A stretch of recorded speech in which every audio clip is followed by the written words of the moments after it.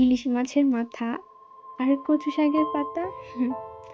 শুধু পাতা না, ডাঁটাও আছে।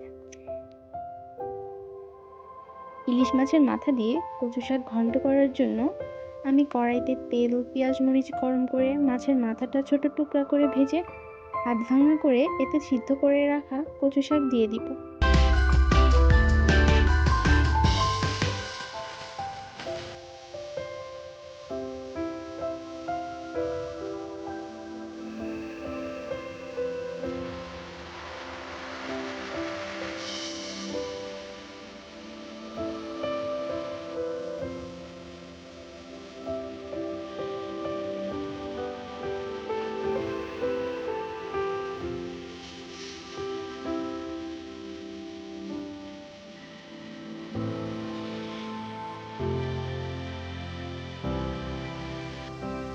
এরপর এখানে একটু ময়দা অথবা চালের গুঁড়া গুলে দিয়ে দিব।